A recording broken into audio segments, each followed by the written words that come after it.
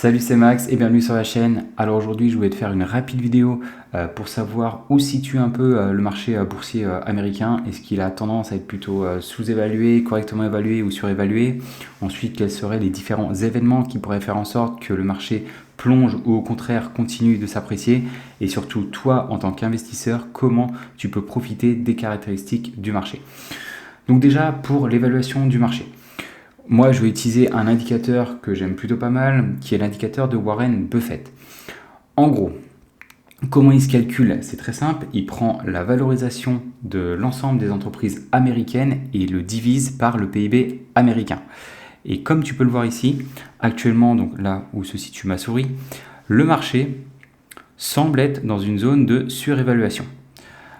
Il serait même surévalué de 53% par rapport à sa tendance long terme.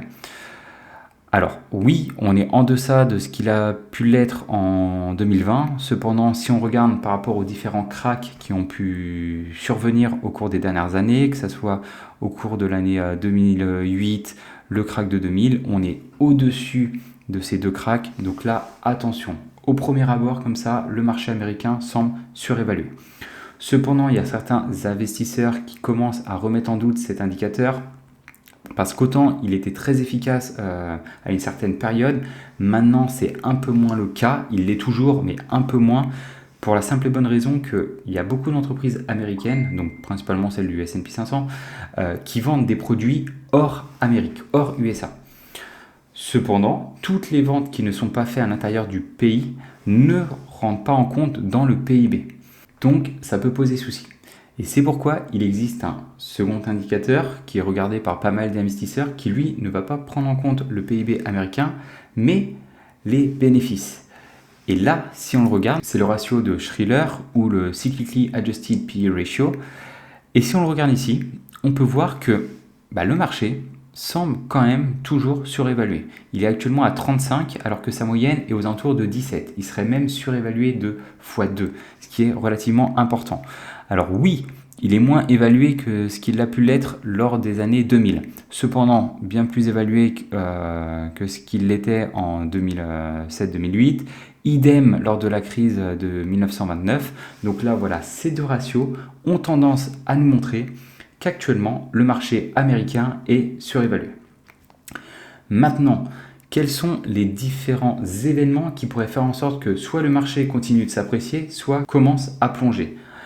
Eh bien, il y en a principalement deux que je vois. Moi, il y a dans un premier temps les élections américaines qui vont arriver en novembre. En fonction de quel parti gagnera les élections, ça pourrait avoir tendance à soit augmenter la valeur des actifs ou au contraire à les réduire, voire même à les plonger dans un crack. Et le deuxième indicateur, ça va être vraiment les taux directeurs qui sont appliqués actuellement par la Fed. Juste pour te remettre dans le contexte, donc que ce soit aux USA mais aussi en Europe, on a tous connu en fait ces fortes périodes d'inflation à cause du Covid à partir de l'année 2021, début d'année 2021. Et donc du coup, cette inflation a énormément augmenté et un des moyens du moins pour réduire l'inflation, c'est d'augmenter les taux directeurs. Et pourquoi ça marche plutôt bien? Eh bien, comprenez que lorsque les taux sont bas, il est très facile, que ce soit pour les particuliers mais aussi pour les entreprises, de souscrire à des prêts. Et donc quand l'argent comme ça est en abondance, eh bien, il y a beaucoup de gens qui consomment des produits, ce qui a pour effet d'augmenter les bénéfices des entreprises. Et en plus, les entreprises peuvent investir dans leur croissance future grâce à des prêts peu coûteux. Au moment où les taux directeurs commencent à augmenter, il y a de moins en moins de particuliers qui peuvent se permettre d'emprunter.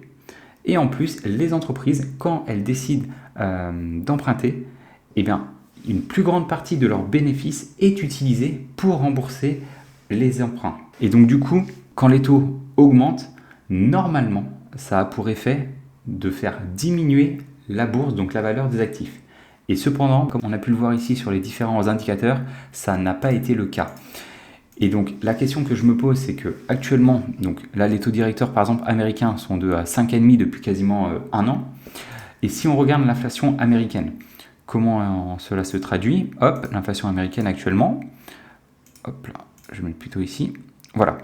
L'inflation américaine actuellement, elle se situe aux alentours des 3, entre 3 et 3,5%.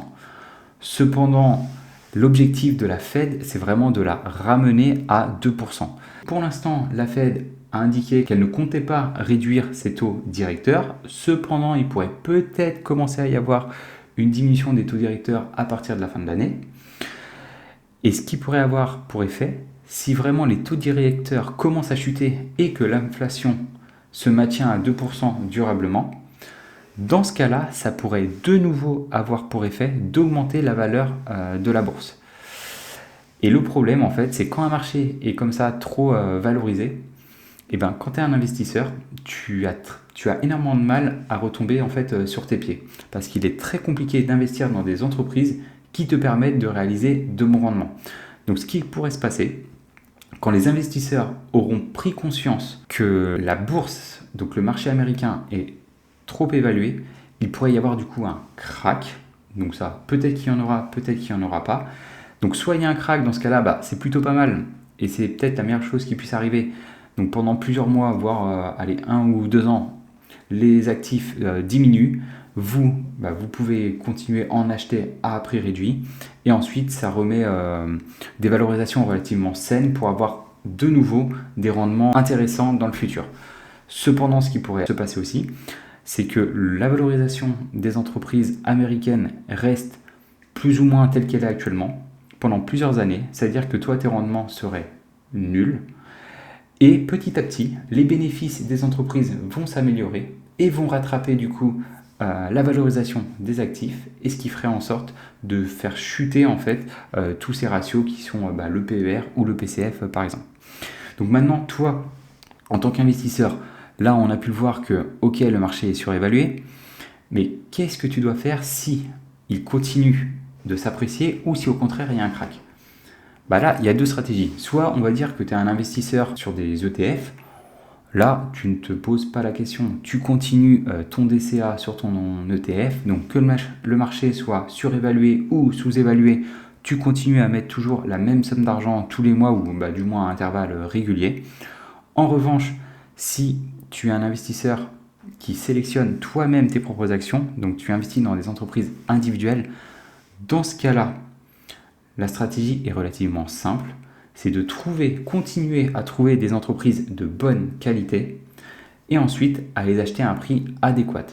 Si tu n'arrives pas à trouver des entreprises à un prix adéquat, reste tout simplement patient et petit à petit tu verras qu'il y a certaines entreprises qui commenceront à arriver dans des niveaux de valorisation intéressants. Dans ces cas-là, tu les achètes. Si crack il y a, tant mieux, il faut que tu vois ça comme des soldes.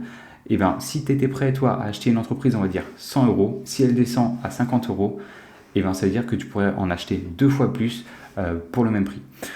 Donc voilà, c'était Maxime, c'était un rapide coup d'œil sur le marché américain actuellement. Toi, dis-moi en commentaire ce que tu en penses, comment tu vois l'avenir du marché américain. Est-ce que tu penses qu'il y a de grandes chances qu'il dégringole d'ici peu de temps, ou au contraire, il va se stabiliser ou repartir vers des plus hauts? Dans tous les cas, on se retrouve dans une prochaine vidéo. Ciao!